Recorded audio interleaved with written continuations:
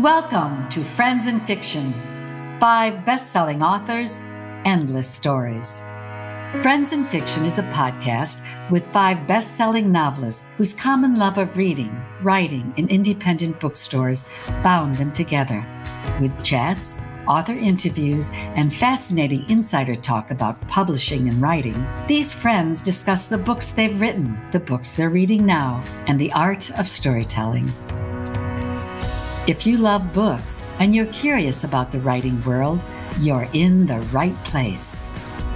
Best-selling novelists Mary Kay Andrews, Kristen Harmel, Christy Woodson Harvey, Patty Callahan Henry, and Mary Alice Monroe are 5 longtime friends with more than 80 published books to their credit. At the start of the pandemic, they got together for a virtual happy hour to talk about their books, their favorite bookstores, writing, reading, and publishing in this new uncharted territory. They're still talking, and they've added fascinating discussions with other best-selling novelists. So join them live on their Friends and Fiction Facebook group page every Wednesday at 7 p.m. Eastern, or listen and view later at your leisure. Hi, everybody. Welcome to Friends in Fiction, 5 best-selling novelists, endless stories. We are 5 writers and friends whose common love of reading, writing, and independent bookstores binds us together. I'm Christy Woodson Harvey. I'll be your host tonight, and my latest novel is Feels Like Falling. I'm Patty Callahan Henry, and my latest novel is Becoming Mrs. Lewis. I'm Mary Alice Monroe, and my latest novel is On Ocean Boulevard. I'm Mary Kay Andrews, and my latest is Hello Summer. I'm Kristen Harmel, and my latest is The Book of Lost Names. And as you can see, we have an incredible guest tonight. We are so thrilled to welcome #1 New York Times bestselling author Elin Hilderbrand to talk about her fabulous new book, 28 Summers. If you haven't read it, you are missing out, let me tell you. Welcome. Welcome, Ellen. Hi. Oh. We're so excited to have you. Ellen, I have to tell this story, which I hope Ellen doesn't remember, and I don't know why I'm dredging back up, but Ellen was one of my first rock star idol authors that I ever met. After becoming an author for the very first time myself, I was at my first book expo in New York, and Jennifer Weiner had a party, and I felt like I was going to get there and they were going to say, "You're not on the guest list. What are you talking about? Are you kidding?" And I walked in, and the first person that I saw was Ellen, and she was so nice. And I introduced myself, and I was like, "I'm a big fan, and I'm a writer." And she was like, "Oh, I want to read your book." And I literally said, and I quote, "Oh, no, Elin Hilderbrand, you cannot read my little book." And I called you Elin Hilderbrand too, and you had on this cute little pink puffy crown. But she was so nice and very graciously blurbed my second novel, Lives and Other Acts of Love, and I have been an even bigger fan ever since. And I sent her a picnic basket to tell her thank you because she had written an article about picnics. I still have it. I was like, I remember sending it and thinking, she's either going to think this is really weird or she's going to like it. Ellen is an author that really needs no introduction. But if by some chance you're new to her, she spent her first summer on Nantucket Island in 1993 and has lived there year-round for 26 years. She's a mother of 3, an enthusiastic at-home cook, an amazing athlete, as we were just talking about, and a 6-year breast cancer survivor. 28 Summers is her 25th novel. The other authors and I have tons of questions for Ellen, but if you have a question for her, post it during the chat on our Friends in Fiction Facebook page. We will be pulling a few live questions shortly, so get them going. Before we get started, I just wanted to remind you about the reason that we all started here to begin with, which is our love of independent bookstores. As you all know, all of us at Friends in Fiction are passionate supporters of independent booksellers. Each week we highlight one indie, and tonight Ellen chose to support the Brewster Bookshop, who is offering a discount on all our new releases. And they are such rock stars that they have placed helpful links on their site to all of our backlist titles and Ellen's backlist as well, and are offering a discount on those too. So if you were going to buy any of our books, tonight is the night. The link to the bookstore is posted on the Friends in Fiction Facebook page, and we'll post it again after this. So Ellen, welcome. How Yeah. have you been doing during this crazy time? So this might be an unpopular opinion, but I have really enjoyed quarantining. Great. Back in March, I left. So I spend 5 weeks normally in the Caribbean on a sort of a self-fashioned writer's retreat. And I do this every year. I have a series that's set in St. John, and I rent a villa in St. John, and I normally go down and I write. So I get down there on the 11th of March, and everything starts to happen very quickly, as you remember. Yeah. And I ended up staying an extra 2 weeks. But the thing is that there was no longer, because a lot of times in St. John, I go out and there's a lot of rum punch, and my time is not probably maximum productivity, but it was this past year because nothing was open. At some point during my stay, it was the week before Easter, they closed the beaches and they closed the hiking trails. And so I was very fortunate and had a pool at my villa. So I just hung at the villa. I did nothing but write. I was extremely productive. And then when I got home to Nantucket, the summer here, and I'm sure you guys have this as well in your sort of summer homes, it's busy. And in a regular year, it's cocktail parties and benefits, and the summer people are here and they're friends you only see once a year, and you have to go out to dinner. And it gets very, very busy for me. And it's hard to balance, a social life and try and write my novel, which is due on November 1st. So, and this year it's been quieter, and that has been really good for me as well. So I have to say that from a productivity standpoint, the pandemic has been excellent for my work. Well, I have to tell you too that I live in Beaufort, North Carolina. So similar, you have the summer people that come in, and I felt like in 28 Summers, when you're talking about sort of mourning the end of summer, like I do that. I just mourn the end of summer, like every year. Like I'm at the point right now where school's starting in 2 weeks, and I just want to like hold on to it and bring it back in. So that really, really resonated with me. But Friends in Fiction ladies, and if you were here last week, or if you subscribe to our snazzy new Friends in Fiction newsletter, you might know that I was at camp last week for family camp. We sailed and fished and boated and ziplined and sang camp songs and all these fun things. It was a little strange because everyone was wearing masks and social distanced, but it was sort of a little spot of normalcy, and that was just absolute heaven for me.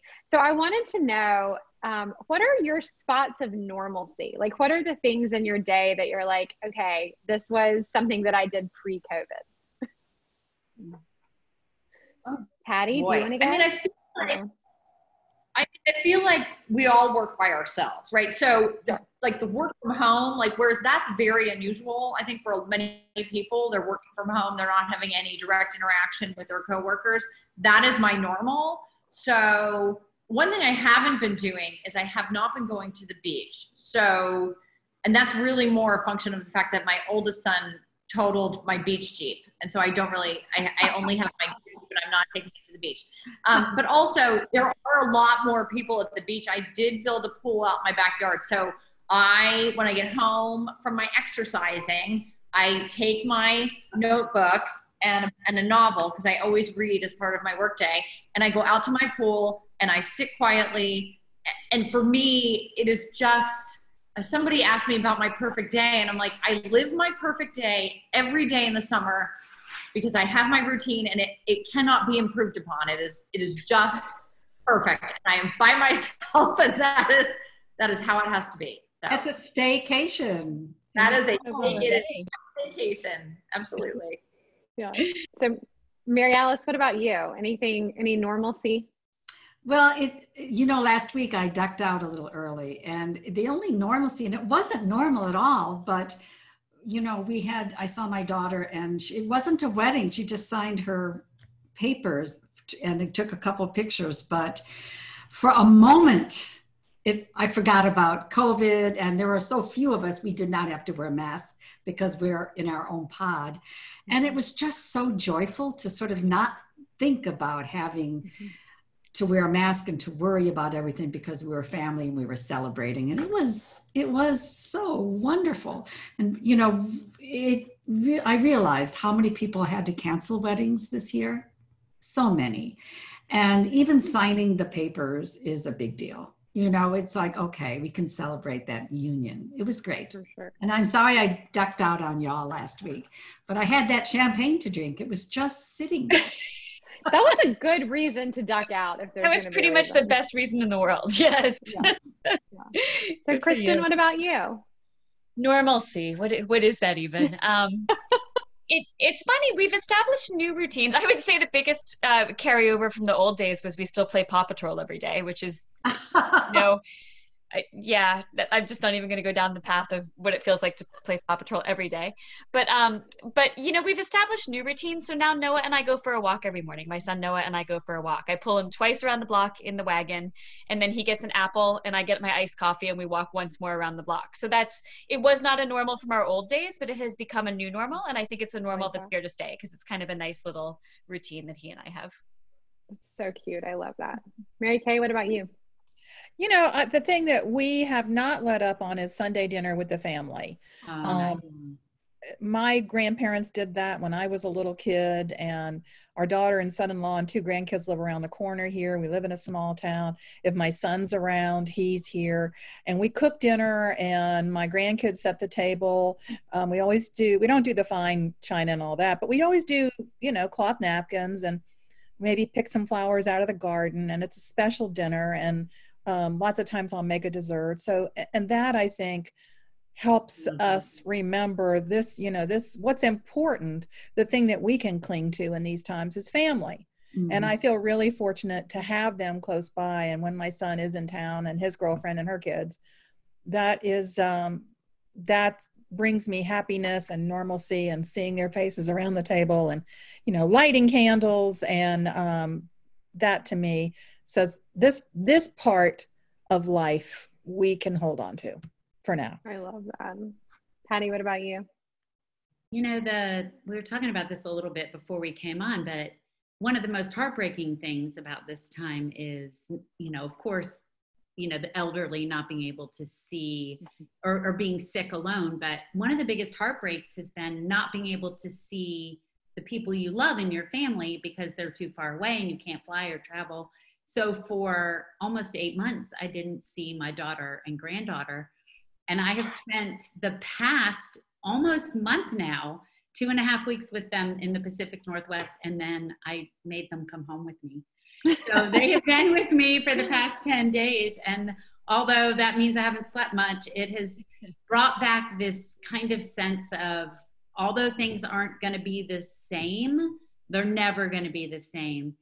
We are going to find new ways. And it kind of grounded me back to, I felt panicky when I couldn't see them. It's really bizarre when you can't. Yeah, you did. See. Yeah, it feels weird when you can't get to your daughter or granddaughter. So that was my little sense of normalcy the past couple of weeks that kind of grounded me.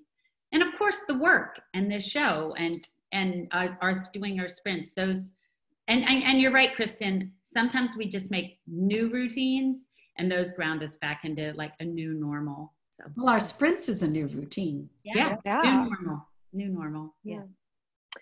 So before we dive into our questions for Ellen, Kristen has a special other guest to announce tonight.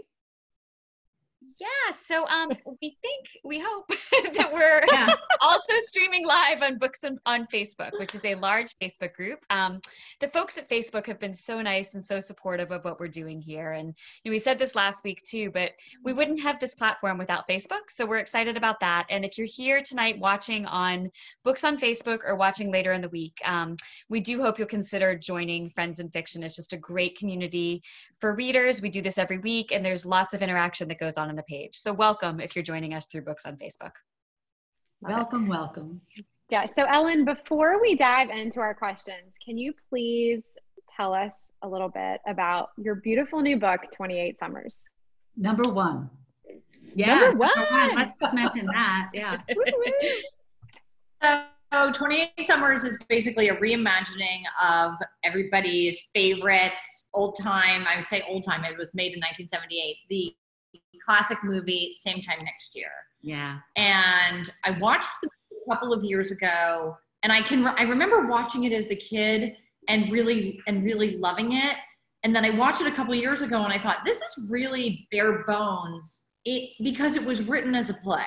So if you watch the movie, they never say like where they live, or really, they don't go into detail about their lives outside of that hotel room. And I thought, this is really rich material for a novel. So I decided, okay, I'm going to bring Same Time Next Year to Nantucket. I'm going to have this couple meet in the summer of 1993. And then they're going to continue to meet every Labor Day weekend, no matter what, for 28 summers. And as you know, in the first chapter, you learned that our protagonist, Mallory, is dying. She has melanoma that's metastasized to her brain, and she has a son named Link who goes to the University of South Carolina. And, he has to deal with the fact that his beloved mother is dying, and he finds an envelope in her drawer that has this phone number in it, and she asks him to call the phone number, and it turns out it's somebody. It's Jake McLeod, whose wife is running for president, and he can't really figure out why he's calling this person. But Jake says, I'll be there if she's dying. I'm coming. And then we go back to the beginning and learn how Jake and Mallory met, and they're big, enormous lot. It goes into their lives and their families' lives, and it's a whole big, enormous sort of world that I created around the premise of Same Time Next Year. And I said this earlier just to you, but you can see I'm right here. So like I'm almost done. And I knew I was going to finish last night, because I was like, oh, I should go to bed at 11. And then I was like, I'm not going to. I'm going to finish the book. Like, let's just be honest with yourself. You're finishing the book. And I got I'm on page 390, and I literally went like this. And I was like, I'm not emotionally ready for what's coming. And I'm just going to save it for a time when I feel a little more prepared to handle all of the things that I'm getting ready to go through. Run. And yes. So, but it's so good, Ellen. I think it's my favorite book of yours, which is, I absolutely love it. All right, Patty, do you have a question for Ellen? So we ask all of our guests this one question, and I love this question. And in some of the other Zooms I've been doing where I'm moderating, I've even been asking other authors this, because I think it's so fascinating to understand how we became writers and how we got to where we are. So how was reading and writing valued in your home growing up? Do you think it had anything to do with you being a writer at all now? Oh, absolutely. Absolutely. The story I tell is that when I was in the second grade, at the end of the year, my teacher gave everybody in my class an award, and my award was the top author award. And my mother was a teacher. Yeah. My mother was a teacher in the district, and for many, many years. And so then she became the language arts coordinator, and she then became assistant superintendent of my district. She stayed in touch with all of my elementary school teachers. And I tell you, every single one of my teachers has come to at least one of my events, and some have come to more. No way. In Pennsylvania. So in 2019, when the Summer of '69 came out, I was at an event for the Town Book Center in Collegeville, which is the town I grew up in. And my second grade teacher who gave me that award was in the front row. And I got up in front of the microphone and I said, maybe you saw like talent in a 7-year-old, or maybe because you called me an author, I became an author. Yeah. And the power of teachers. There were always books in my house. My father died when I was in high school, but the summer before he died, he was an attorney in downtown Philadelphia. And I went and I worked in his office. And I remember he was taking me out for lunch, and we were in the elevator, and someone else in his firm said, oh, is she going to be a lawyer when she grows up? And he's like, oh no, she's way too talented to be a lawyer. She's going to be a novelist. She's going to be a writer.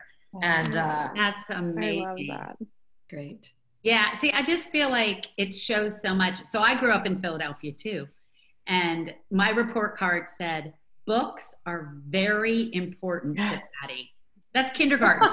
Books. I must have just like been carrying them around like a teddy bear or something. But yeah. I still do that sometimes. Like, Yeah. Mary Kay, do you have a question for Ellen?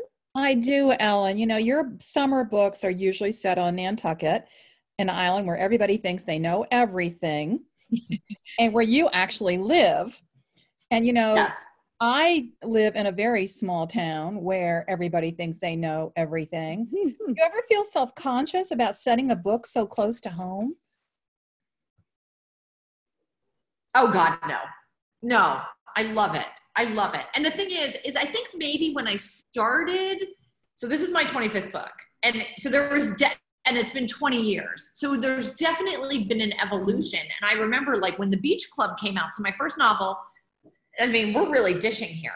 My first novel, The Beach Club, was based at the Cliffside Beach Club, which was where my husband at that time worked. And he'd worked there for 10 or 11 years by the time I wrote the book. And I was really immersed in the world of the beach club. And so when I wrote the book, I think the owners were very concerned.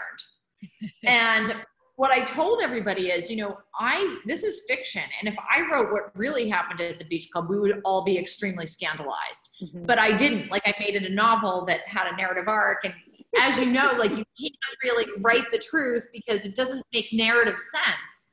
Right. But I think everyone thought, oh, it's about the beach club. And then a couple books later, I wrote The Blue Bistro, which was based at the restaurant that's right next to the beach club, the Galley. And I think everybody thought, oh, this is going to be the real story of the Galley. And it's just not. And then as I got more and more popular, people are like, can I be in your book? Can I be in your book? Can you please put me in your book? That's so it's, you know, and I have to pick and choose because honestly, like, I want them to read, you know, like seamless, natural narratives. I don't want any clunky pieces because I had to put like a real person in there. So I feel zero, I do not worry about it at all. And no one has ever come up to me and said, you put me in my book and I was, you know, the bad character. They don't recognize themselves. They never see themselves that way. No way. That's good. That's what one of my friends said. I remember writing a book and being like, is this like a little bit too close to, you know, somebody that we know? And she was like, oh no, the bad characters never recognize themselves as the bad character. But they think it's them. Oh no, that of course not. Oh, it can never be me. I have people in my little town think that I wrote about them. And I finally said, you know, you're not really that interesting. So true. All right, Mary Alice, do you have a question for Ellen? Oh, Ellen, I sometimes put chapter headings and they're informative, but what you did in 28 Summers was, I pay attention to chapter headings and you did a great job. You had, first of all, it rooted us in the chapter so beautifully, but it was the pop culture. You had the music, the food, the news headlines, even the beginning you talked about what was going on at this minute. I thought it was fabulous and very, very well done. So kudos to you. But the question I have is, did you know when you constructed the novel that you were going to do the chapter headings to do that? Was that designed? Or while you were writing it, did you have that aha moment? Oh, this is what the book needs. Well, in the movie, what they do is they have a video montage. So between the years that switch, they'll do like they have like a video montage of Kennedy and, you know what I mean? And people getting off, you know, Jack getting off the plane. And so that's how they delineated the years so that you knew what era we were going into with George Morris movie. And I thought to myself, I can do that on the page, right? And I knew I was starting in 2020 and I knew I wanted to make it. When I wrote the very first one, I thought the only thing we were going to be talking about this year was the election. It did not occur to me that we would have anything. And I actually thought to myself, I hope nothing else happens in 2020 that I have to put in here because it's, again. Oops. So the original only mentioned the election, and then things started to happen. And it was due, the final copy edits were due at the end of March. And I called my copy editor and I said, listen, I have to put COVID in there and Kobe Bryant and other things that, and like social distancing and TikTok and like things that are so, I'm like, I have to. Yeah. So she went back in.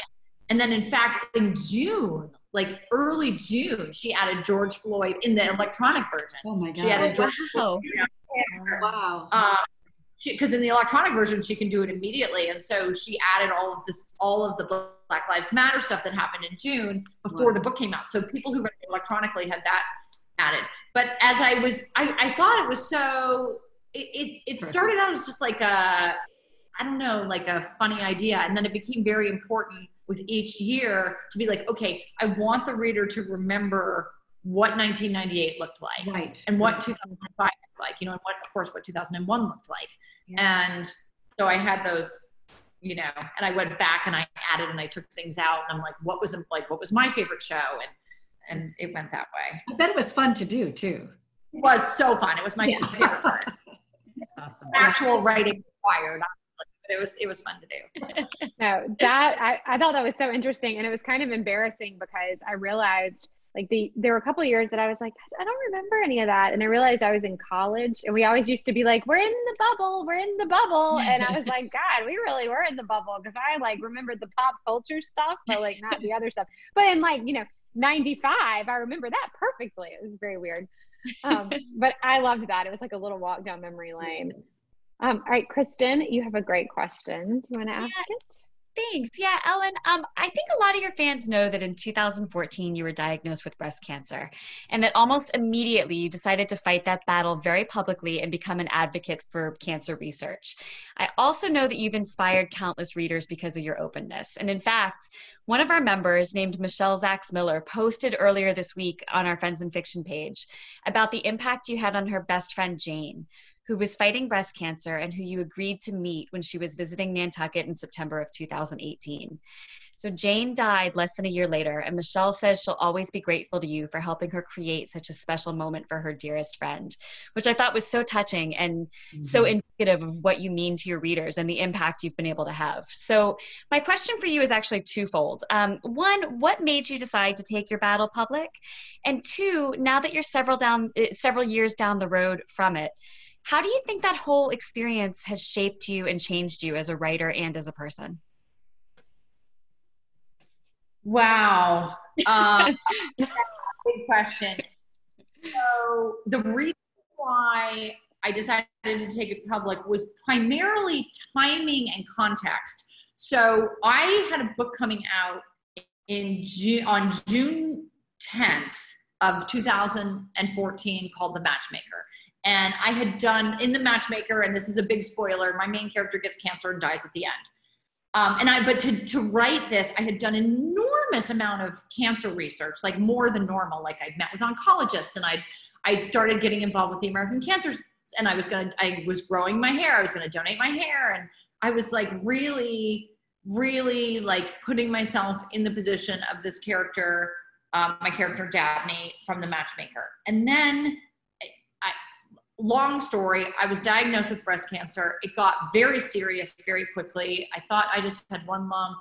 Turns out I had 5, and I needed a double mastectomy immediately. And the double mastectomy, so I said, can I have it in August? Because I have a book coming out in June. And she's like, you need to have it next week. So the book came out on June 10th. I had the double mastectomy on June 13th. I had to cancel every book event. Well, for 2 weeks, for the 2 weeks after my surgery, I canceled every book event. And then 2 weeks after my surgery, I went to Chicago and I did back-to-back events in Chicago, which was, again, something that I look back on now and I'm like, that was so reckless. But I really promised myself that I would go out and do events 2 weeks later because I was not going to be too sick to go. I just said to myself, I'm going to go. And because it was happening while I was sort of in the midst of launching this book, I felt like I had to tell people what was happening. Otherwise, I felt like it would seem very strange to booksellers, to the reader.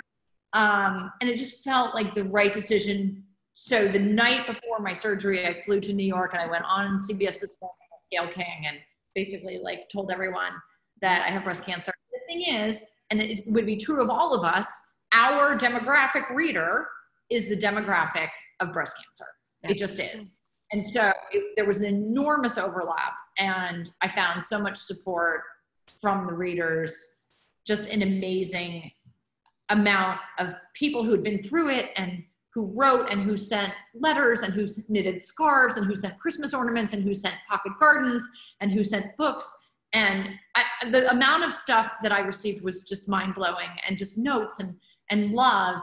And when I was in Chicago 2 weeks after my surgery, I had the drains in, and this is just like too awful to even talk about. And I was on drugs, and I got up and I had like a lunch at the Cook County Library in front of 100 people with brown bag lunches.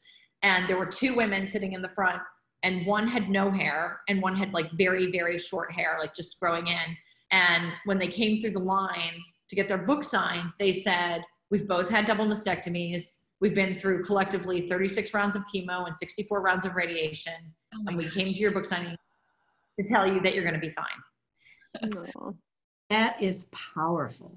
That's and amazing. when they did that, I thought to myself, okay, this is what we do then.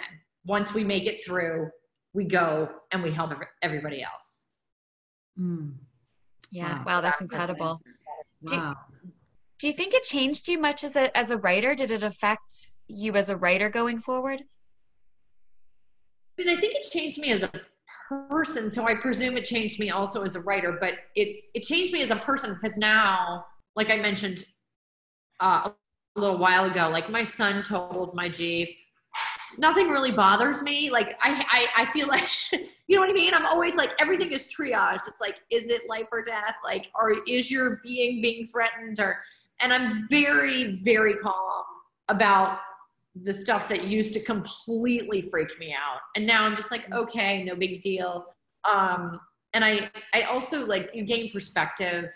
Yep. I mean, that's all I can really say. And I think that there might be like a little bit more depth to the writing, but that also comes with age, you know? So who's to say?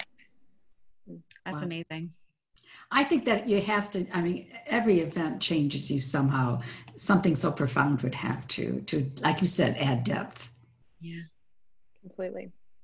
Wow, that's an amazing, amazing story. Thank you for sharing with us. So I am absolutely wowed by your schedule in general, but your writing schedule. You know, most of us here write a book a year, which sometimes can feel like a lot, and you're writing 2. So can you tell us a little bit about just kind of like the brass tacks of your day? Like, what does your day look like? And how do you stay inspired to produce this fresh, amazing content year after year? So I start every day with my exercising, which is annoying to everyone who has to live with me. So I do my jogging first, and then I get on my Peloton bike, and then I go to my bar class. And I was doing virtual bar classes until just recently. So it's about 3 hours of exercising. And let me say what it is. First of all, it's a mind thing, but it's a bad habit, but it's also a discipline, so that I know that it's so difficult to get up and exercise for 3 hours, but it's not as difficult as writing. So it is a discipline that sets up my day, and I do it regardless. And that is how I feel about my writing. I do my writing regardless. So then in a perfect world, around 11, I'll head out to my pool in the summer, or I sit in my bed in the winter and I write longhand in notebooks and write the novel. And then I type it into the computer and I print out printed pages, and then I edit the printed pages, and then I put those changes in the computer, and I do this like 50 million times until the book is done. The summer books I start May 1st, and I turn them in November 1st, and then I take 6 weeks in Boston in an apartment that I rent in Beacon Hill by myself. It is like a little tiny garret, like Emily Dickinson studio that I light by candles, and I do my revisions. Revisions take 6 weeks. At Christmas, and then on January 1st, I start with the winter book. In the winter, in March and April, I go to the Caribbean for 5 weeks by myself, and I have like a 5-week like power writing session, and that book gets turned in at the end of April. And then May 1st, I start the summer book. Oh, wow. And you sustain that? Do you anticipate sustaining that, or do you anticipate slowing down? No. Dream was to retire with the book, my summer book in 21, and I really, I told my agent, I'm like, I'm not signing any more contracts. But what I am doing is I'm going back to just summer books. Okay. So I signed a 3-book deal with Little Brown, and then they promised me that in 2024 they will help me roll out my retirement. They'll put an ad in the New York Times, wish me well, and I can go. But, so that gives the public, for those of you who are watching at home, that gives us five books left from EH, and then I am going to retire. Very cool that you know that. Can you do that? I mean, like, well, do you think you can do that? Like, do you think you can just turn it off? Yes. It's hard. You guys know it's hard. It's so hard. No, it's totally hard, but I also can't imagine. I feel like sometimes you're in like the depths of like, I can't work this out or whatever. And then you have this other idea. Like, I don't know. I just, yeah, but I also have only written 7 books. So when I've written 25, I might feel very differently. So Ellen, can we take bets? Yeah. I'm gonna retire in 2024. And I just, there are so many things I can't do. And I can't think of any of them right now, but I just don't have time. Okay. I went to lunch today at the Galley, which is this restaurant, and I was calling my sister to complain. I'm like, I have to go to lunch at the Galley. You guys, the Galley is the most beautiful beachfront, the most glamorous. And I was so angry that I had to go because I need to work. And I want to be able to go to the Galley and not worry that I'm missing work and have that feeling, not freaking out. And, that feeling like, oh my God, I can't really relax. I can never relax. I'm in a constant state of anxiety, and I'm constantly thinking about the characters and constantly like typing things in my phone that I want to put in the books. And it's writing fiction is so difficult and all consuming.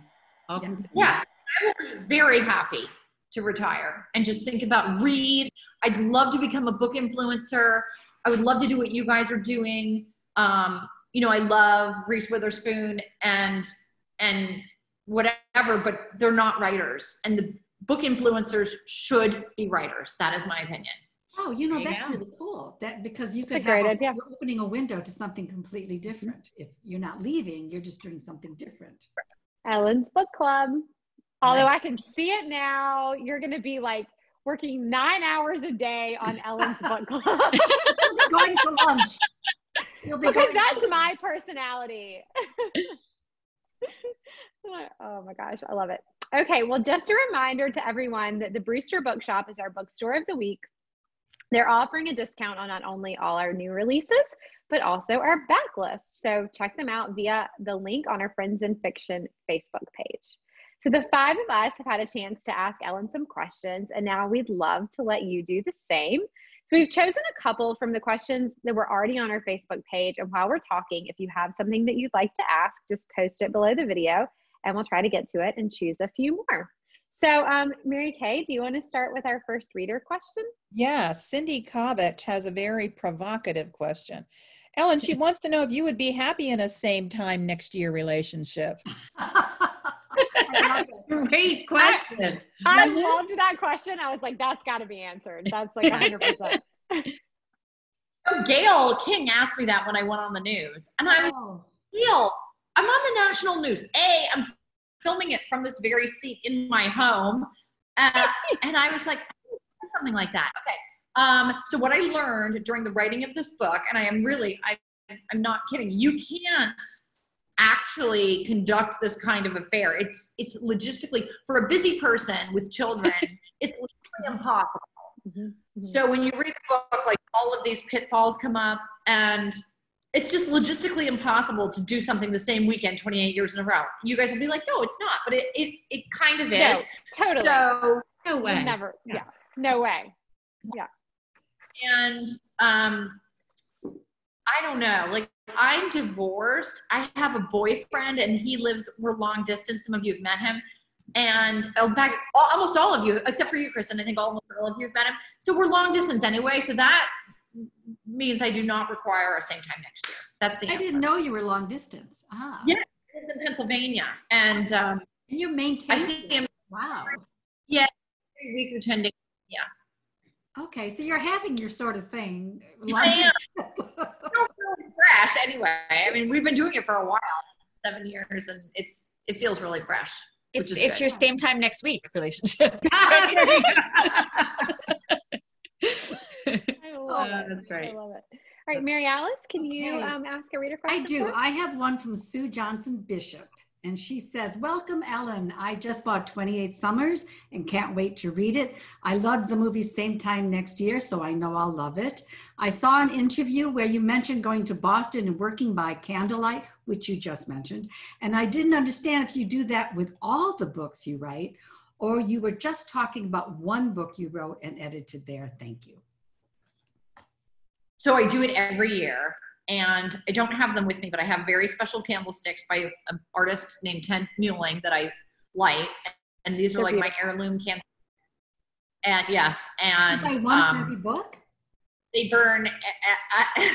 I have 9, and I light them, and it's Boston in the fall, so it gets dark at 2:30 in the afternoon. So, and like a lot of times it's like raining or chilly. So, my apartment, my teeny tiny little studio apartment is very romantic, and I light the candles. And this is like, and I have my classical music, and there is nobody, like I speak to no one all day long, except for I talk to my kids and my boyfriend on the phone, but it's very romantic. And this goes on for 6 weeks, and it's a very productive time, but like the aesthetics of it are important to me. So I always light the candle. That's cool. And those candles will be special for life, for your time to write. Cool. I love that. All right, Patty, do you mind pulling a couple of live questions for us? Here we go. I love this one because I was wondering this myself when you were holding up your notebooks. A woman named Shelley Marsh asked, "I want to know how many yellow legal pads Ellen fills when she's writing a book." Ooh, good one. I love that. Say 20, between 15 and 20. Okay. Wow. They're 50 pages each. Does that make sense, or is it only 12? So you figure the books are 400 pages, right? It probably means 6, maybe 12, but it's a bunch. And people ask, do I keep that? And the answer is no, I do not keep them. You don't keep them? What do you do with them? I throw them away. It's just too much. It's too much clutter. That should be archived. That's what I was thinking. Maybe last book, maybe I'll keep it and I'll auction it off for a good cost. Do you have special ones? Do you have special requirements? Like my composition books, I have to have the ones with the hard cardboard backing, which are hard to find. They are hard to find. No, I use like these universal. Yeah. I sometimes get yellow, but I've switched to white, and I'm gonna like literally jinx myself. I have never lost one. I'm knocking on some wood here. I've never lost one. So do you type in when you're done, or do you type in after every notebook you fill or after every chapter you write? When do you actually I type in, normally I actually type in the early morning. So I get up at 5:30, and between 5:30 and 7, I have my tea and I type. I also occasionally type at night. If I'm not busy, I'll have my dinner and I'll type. And like if it's bad weather, like if we had a rainy day, like I might spend the entire day typing. But normally like in St. John, like every 50 pages, like I'll stop composing and I'll type. Okay. And does the story start to shift as you're typing? Like, does it, you write it, you pour it out, and then it shifts while you're typing? I do sometimes edit when I put it. Yeah. That was my question. Okay. Okay. Linda Zaret said, is it more difficult to create an original story or taking a story and making it original? I'm not really sure. I know what she means. So like I've done 2 books now that have been based on movies. So The Identicals was sort of based on The Parent Trap, and this book was sort of based on Same Time Next Year. And the answer is it's the same, because even though this book is based on Same Time Next Year, it's its own, that's where I borrowed / stole the premise, but it's its own thing. And you can't stick too closely to the premise of the movie, or your book will be ruined. That is true. I mean, you know what I mean? So like the dynamic is kind of based on the Parent Trap. It's the same idea where one kid goes with the father and one goes with the mother, but it has its own, you know, life. So I would say it's the same. It's because I also write series. So I did the Christmas series, 4 books, and I'm doing a 3-book Caribbean series. Those are much easier to write. That's why they only take 4 months. The first one is the hardest because you got to get everybody set up, and then the second and third are easiest. The second's really easy because it doesn't have a beginning or an end. You're right in the middle. And then the third book, you know, you want to wrap it all up, but much easier to write a series. Easy being a very relative term because you're you're still writing a book. You know the characters. You know the people. Write the series. So Ellen, you might have sort of already done this, and if you have, we can sort of skip a little bit. But one of my favorite parts, I think one of all of our favorite parts of the show, is asking our guests for a writing tip. So we started it to inspire aspiring and new writers, but I think that we have all sort of agreed that we tend to learn something new every week when we get a writing tip. So do you have a tip that you would like to share with our audience tonight? Of tips. The first tip, I mean, is very pragmatic, which is you must stay off your phone. And this is not something to feel when I started writing in the year 2000, right? I didn't even have a phone until my daughter was born in 2005. You must, is everyone looking at me? You must stay off your phone. A lot of times, and all of you agree with me, you have to look something up. And looking something up is different than it was in 2000 as well. Go onto the internet. Go onto the internet to look up something. I think today, I can't remember what I had to look up from the novel I'm reading, but I had to look up something, and then you get sucked into God only knows what, and then you're gone for half an hour. And time you're never getting back. So my number one is to stay off your phone. The second one, there is something in every book that I call the nebulous middle. So I'm not a plotter, by which I mean I don't plot my books out. And so everybody starts strong, right? You know, you've got your characters, you're defining them like by their sassiness or whatever. And then you get to chapter 2 and things start happening. And then you get to the middle and you're like, oh my goodness, I know where I want to end. I know where I'm coming from, but like what happens in the middle? And that, and I would be shocked if you all did not agree with me, is where it gets unsettling. You're like, what happens next? And so I always go back to the beginning of the novel and read and hope that it carries me like a wave. But my number one tip is to dramatize. And this was what I learned when I was at the University of Iowa. You do a scene that is set with dialogue, something's happening. The more drama, the better, but you have to dramatize. And nice. I feel like a lot of new writers feel like they want to explain and they want to give backstory, but you have to have scenes. Present time scenes happening right now so that the reader can be engaged and move on. And so you're not just talking about dialogue, you're talking about action, right? Action, scenes where something happens, right. Dramatize. I'm reading a book right now, and I won't say it because I'm not loving it, but it's a lot of expository, sort of remembering backstory, and I am struggling to get through it because I like something where there is narrative drive, something's at stake.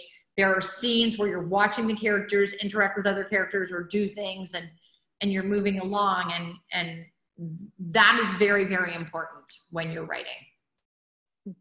Good tip. Great tip. I think that was a tip like meant for me because I have like written to here and then I've written the end and I've got like this part and I'm like, what is missing right here? Something is.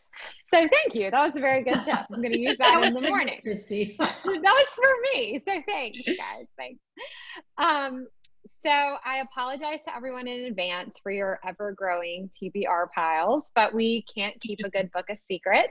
Does anyone have a book that they want to recommend that has stolen their heart lately? I won't put you on the spot, but if you have one, anybody. Oh, Ellen, good. Yes. So a book that came out on Tuesday is called Luster. and I have recommended it now like 4 or 5 times on my Instagram. The author's name is Raven Leilani. It's Leilani. I need to say, this book has a lot of sex in it. The premise is a young Black urban woman in her 20s starts an online sexual relationship with an older dude who lives in the suburbs, who's in an open marriage. Okay. And as soon as I read that, I'm like, I must read this book. This book, it starts there. It becomes so unbelievably fabulous. I don't want to say anything else because I don't want to ruin it for you, but it starts there, but it becomes like, I called it like The Catcher in the Rye. If The Catcher in the Rye was written by a young Black woman, it is mind-blowingly good, beautifully written, deep and like profound but immediate. And it's the kind of thing where you're turning the pages and she gets involved with his family. I don't want to say anything else. It is so unbelievably great. She's young. She is going to be a superstar, and I'm going to take complete responsibility for telling you all about her for the first time. Out by it is out. It was out Tuesday. It's amazing. Luster. Amazing. No. Great recommendation. Awesome. You've sold me. Yeah. Anybody else have one they want to recommend? You know, I'll just take a second to remind everyone, Fiona Davis, who we had on last week, her Lions of Fifth Avenue came out this week, and it wound up Good Morning America's book club pick. So, I mean, you guys probably already heard that. We've been celebrating it on our page, but we love Fiona. We don't want to say that we had anything to do with it. I mean, clearly they take their cues from us. But we're really, I mean, it was a book I think all of us who read it really, really, really enjoyed. And I'm just happy that Good Morning America is celebrating her too. Yeah. So we woke up to that. Well. We had a big group celebration about that. Yeah. That's really She's good exciting. people. It's really exciting. I mean, just a moment to remind you to read 28 Summers. I've been like, to everyone I've seen, because it's only taken me at 3 days, I've been reading it like all night. And to everyone I've seen in the past, every event I've done, I'm like, you have to read it. Have you read it? It's so good. It's so good. I'm sure everyone's already read it, but just in case you haven't, I've been a little slow on my reading this summer. All right, so we have some really exciting things happening at Friends in Fiction that we want to tell you about before we sign off. And so stay tuned till the end so you can hear more about our fall schedule. But Kristen, did you want to tell us something? Yes, one of us has some very exciting news. So next week, right here, we will be revealing Patty's new cover for her March 2021 novel, Surviving Savannah. Patty, do you want to tell us the scoop and how we can see your cover, how we can be the first to see your cover? Absolutely. I'm so excited. I mean, you all know, Ellen, you write the book and it's very private for a very long time. And the first time it's public isn't when you talk about the title or you release it. The first time it feels real is when you get the cover. And then you get another cover and then you wiggle it around and then you talk about it and then you get the cover and then you can't wait to show everyone. So next week we're going to reveal it here. But if you want to be part of this still very super secret cover reveal next week, you can sign up if you go on our Friends and Facebook page or even any of my social media, my Instagram or Facebook. You can be the first to see the cover image and find out. They'll give you a bunch of behind the scenes info and a Q&A, and then you have to promise to post it on Wednesday the 12th next week. And so you can go sign up and then be one of the first to see it and then post it with us on the 12th. So you can go to Friends in Fiction Facebook page or any of my social media and we'll get that rolling. And if you sign up to be a part of it, you will be entered to win one of the very first advanced copies, right? Yep. So we're giving away 5 advanced reader copies. So if you sign up to be part of the reveal, you can get an advanced reader copy. Are Friends in Fiction authors eligible? Because I'm just saying I would really like to. I'm signing up. I'm doing it. I'll talk to my publisher. I'll see if maybe I can make it special or something. Oh, yes, you will. I am so excited for this book. All right, Mary Kay, do you have something you want to share with us? Yes, keep your eye out for our new newsletter. The first one rolled out today. If you signed up for our mailing list, you got the newsletter and you found some fun original content from Ellen. And we wanted to have new ways to keep in touch with you and send you some bonus content that you're not getting Wednesday nights with us. So hang on and sign up, and you'll get it. You'll find out what we're all doing, what we're thinking. You'll find out about Christy's camp week. It's exciting, you guys. I mean, you can see a picture of me doing the zip line. So that's all I'm going to say. That's worth a sign up right there, for sure. Right. I think the link to sign up is still under announcements, right, on the Friends and Fiction page? Okay. Or you can go on our website. Yeah. I think we should all sign up, because I know someday Mary Kay Andrews is going to give us a recipe from her cookbook. Yes. I'm waiting. So Mary Alice is going to share with us a little about her schedule, but I think Ellen has to run. I think she's got something else that she's got to head to. do have a Am I right? Okay. Well, normally I would be going up to bed, but it's summer, it's August, I have a dinner party. I cannot even believe I'm saying those words, but I have a dinner party that starts at 8. So we'll have fun coming. Huge thank you. Thank you, Ellen. Thank you for coming, Ellen. Loved having you. Beautiful thing here. And I am so grateful to be a part of it. You guys are amazing. Thank you so much. How are you? Congratulations. You're amazing. Thank you. you. Thank you so much, Ellen. Have a good night. All right, now Mary Alice, would you like to tell us? It feels weird to like kick her off and then like not. I know, and then continue. But we still have a couple more announcements to make, so I just want us to keep going. So We do. Alice, would you tell us about our And fall I mean, schedule? as wonderful as Ellen as a guest was tonight, we have an exciting fall schedule. So let me tell you who's coming. Next week, August 5th, I'm so fortunate I get to host Karen Slaughter. So that's going to be a big night. Then on August 19th, we're all excited to welcome a special dear friend, the inimitable Christina Mcmorris, who was originally going to be one of the Fab. Yes. So it's about time we got her to join We us. would have been the Spectacular Six. I was going to say that the Sexy Six. No? Oh, yeah. Better. Oh, yeah. Better. There you go. So much So we're better. looking forward to having Christina. And there's a Just Us program, which we always enjoy doing on August 21st, because we get to catch up. And now we go into September for the first 2 weeks. We kick it off with Etaf Room on September 2nd. And then Patty and I have a very close friend, Signe Pike, and Patty's hosting her on the 9th. So we will put the schedule up on our Facebook group page, as well as our website, www.friendsandfiction.com. Well, this has been such an incredible show tonight. I loved having Ellen. I thought she was just an incredible guest. If she were still here, I'd say thank you, Ellen, for joining us. But thank you, Ellen, for joining us. If you watch this back later, we were so happy to have you. I feel like we could have talked to her all night. Yeah. But reader friends, thank you as always for being here with us. We are here because of you. We love you all. And don't forget to support this week's independent bookstore, the Brewster Bookshop, who's offering a discount on all of our books, new release and backlist. So we'll see you next week when the incredible Karen Slaughter joins us. Thank you. Good night, everybody. Good night. Thanks a lot.